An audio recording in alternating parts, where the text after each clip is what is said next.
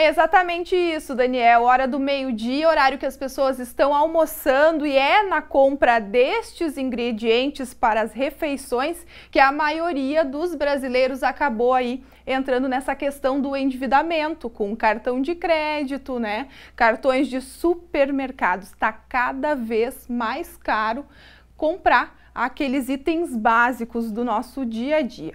Mas a gente fala com o doutor em economia, que já está aqui comigo, Mário Lima, ele que é presidente do Conselho Regional de Economia do Estado do Rio Grande do Sul. Uma ótima tarde, muito obrigada por nos atender.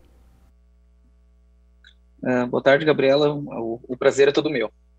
Então, a gente que fala, né, 72,9% dos lares dos brasileiros, né, estão aí em situação de endividamento. E como eu acabei de falar aqui na abertura, para quem está em casa nos assistindo, é na compra dos itens básicos que as pessoas acabaram aí entrando para essa situação, para esse índice aterrorizante.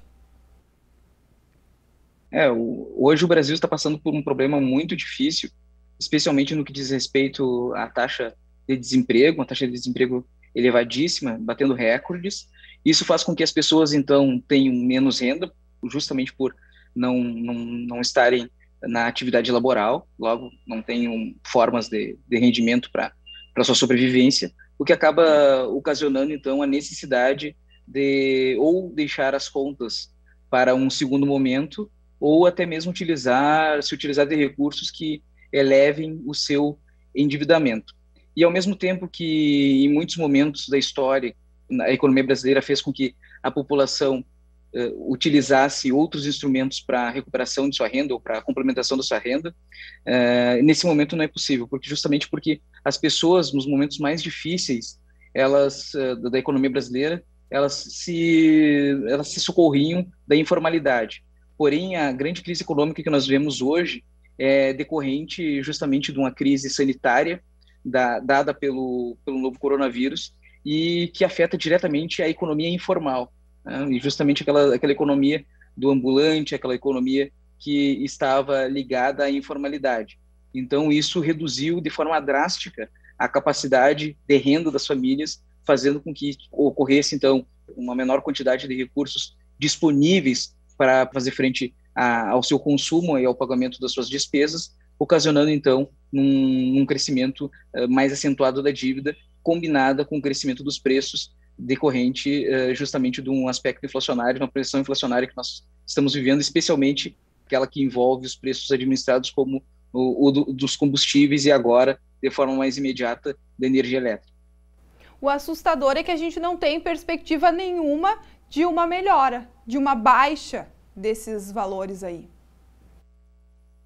Dificilmente nós teremos uma redução dos preços nesse momento, primeiro, porque nós estamos hoje vivendo uma instabilidade democrática no país, o que afugenta os investidores internacionais, e a estabilidade da nossa economia, a estabilidade dos preços, ela é decorrente da quantidade de dólares que nós temos no país. Como é que funciona isso?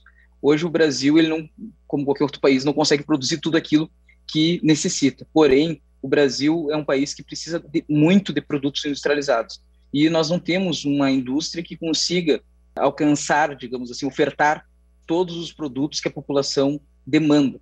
Então, nós temos que importar muitos produtos. Para importar produtos, nós precisamos de dólares. Porém, como nós temos dólares escasseando no mercado cambial brasileiro, faz com que o dólar fique muito caro, logo, as importações também ficam muito caras.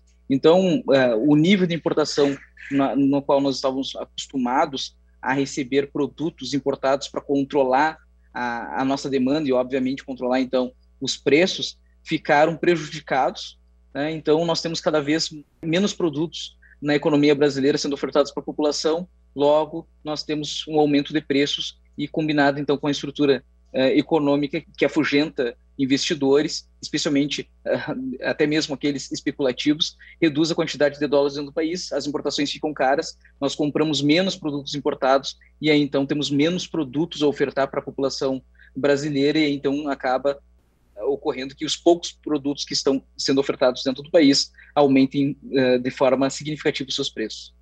E por que aqueles produtos produzidos aqui no país que no caso a oferta é maior, também esses estão com o preço nas alturas. É o exemplo aí do arroz, do feijão, dos itens, né, do famoso trivial.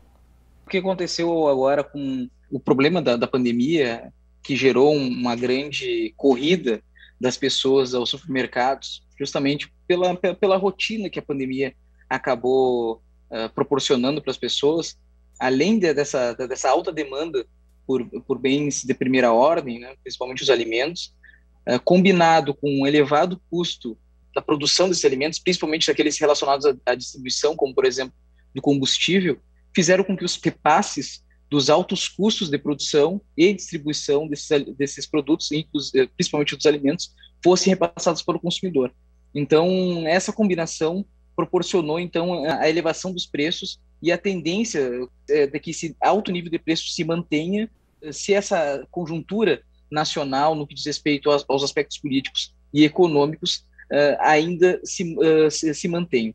Ao mesmo tempo, o Brasil, como um país exportador, frente ao aquecimento do mercado internacional, especialmente das commodities, fizeram com que muitos produtos agrícolas brasileiros tivessem uma elevada demanda do exterior e fazendo com que, então, faltassem esses produtos na economia brasileira, ocasionando, então, a elevação dos seus preços.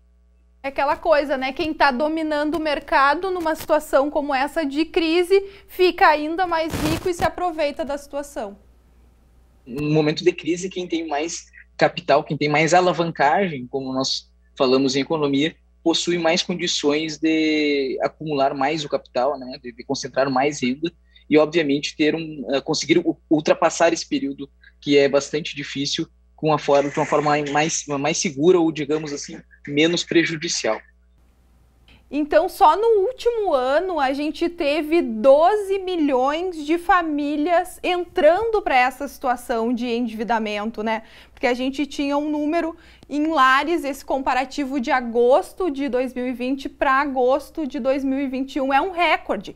A gente, infelizmente, trabalha com o maior número, né, da questão de endividamento de lares em situação crítica, de situação de crise financeira. Pior número da história do Brasil. E a gente não pode esquecer que essa piora do nível de endividamento ela não ocorre apenas com as rendas mais baixas, elas também vão atingir as rendas mais altas, mas o que vai diferenciar esse nível de endividamento é apenas o tipo de endividamento, né? A natureza, o tipo de produto pelo qual essas pessoas estão se endividando. Então, as classes mais altas têm altas dívidas, por exemplo, com pagamento de automóveis, da compra de automóveis, ou das suas residências, né, de residência de imóveis, diferentemente daquelas pessoas com renda mais baixa, que tem um nível de endividamento muito mais direcionado para o cheque especial, para o cartão de crédito, e até mesmo com aspectos que envolvem cartões de supermercado, né, a compra parcelada de alimentos. Então, a situação é bastante complicada. Está tendo, obviamente, um crescimento econômico com um aumento do nível de empregos, mas ainda não é suficiente para que nós possamos melhorar essa situação que é bastante dramática e que vem se acentuando desde o final de 2014. Qual é que é a orientação para essas pessoas que estão nessa situação? O que fazer? Para onde correr? Que recursos adotar? Eu acho que a primeira orientação que eu posso dar para essas pessoas, para essas famílias, é vacinem-se, porque quanto mais rápido essa pandemia passar, maior é a tendência de normalidade, de voltarmos à normalidade do comportamento econômico. Então, nesse sentido, até mesmo outras atividades vinculadas à prestação de serviços, que é o que acontece nos meios urbanos, poderão ser mais facilitados e, então, nós podemos ter novos investimentos e, então, a nova formação, nova geração de processos econômicos, possibilitando, então, um crescimento da economia e, obviamente, a geração de empregos para essas pessoas que têm mais dificuldade. Já aquelas que estão exclusivamente preocupadas ou concentradas, digamos assim, nesse processo de endividamento, a primeira coisa que elas devem fazer é organizar suas finanças, daqui a pouco procurar uma pessoa que possa orientá-las nesse sentido, para organizar as finanças, justamente para reduzir aquelas despesas que nós podemos considerar nesse momento desnecessárias e então garantir que elas possam preparar as suas finanças para sair desse momento complicado que a economia passa hoje. Então, e obviamente quando elas tiverem oportunidade de renegociar essas dívidas, que o façam, né, o mais rápido possível, e aqueles recursos que porventura venham a exceder, né, sobrarem no final do mês, que elas consigam colocá-los então num processo de negociação junto a essas dívidas para que elas possam se livrar o mais rápido possível dos altos juros e obviamente ter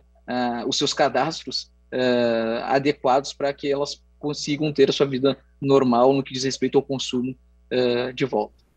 Estimativa de tempo que essa crise econômica dure?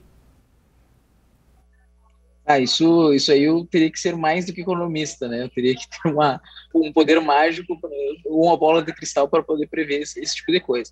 Mas nós temos estimativas de que o crescimento econômico ele tende a se manter, né? Obviamente não vai ser um crescimento econômico extraordinário, além do que poderá ocorrer esse ano, em torno dos 5%. Mas, esse crescimento econômico de 5% ele está muito mais ligado à economia global, que está no alto nível de demanda de commodities, dos produtos primários brasileiros, né? Então tende a arrefecer isso a partir de 2022, né? Então a média de crescimento econômico tende a estar aí nos próximos anos, se tudo ocorrer bem, né, em torno de 2,5%. Então nós temos um longo caminho pela frente de 4, 5 anos para um nível de recuperação econômica satisfatória, pelo menos próximo daquilo que foi a economia brasileira, que já não estava boa no pré-pandemia. Até me arrependi, viu, porque que eu fiz essa pergunta. Estou assustando ainda mais o povo que está em casa. Presidente, agradeço a tua participação, agradeço todos os esclarecimentos passados aqui a quem está acompanhando o NT Sul no dia de hoje. Obrigado, Gabriela, pelo convite e me coloco sempre à disposição para colaborar no que for preciso. Certo, doutor. Então, em economia, Mário Lima, ele que é presidente do Conselho Regional de Economia do Estado do Rio Grande do Sul, dando uma aula sobre essas questões aí da crise e também dando dicas de como, né, fazer para conseguir tocar a vida em frente e tentar sair aí do vermelho. Eu tenho uma dica ainda para quem está em casa e quer buscar mais esclarecimentos sobre a questão econômica. A gente tem a revista Saldo Mais. Então, quem está em casa pode ler online, pode também solicitar, baixar o PDF ou solicitar que a Novo Tempo envie essa revista aí para você pelo correio. Ela é totalmente de graça, basta você entrar no site biblia.com.br. Bom, todas as dicas e ensinamentos para você aí de casa, né, poder administrar a sua questão financeira. Daniel, volto com você.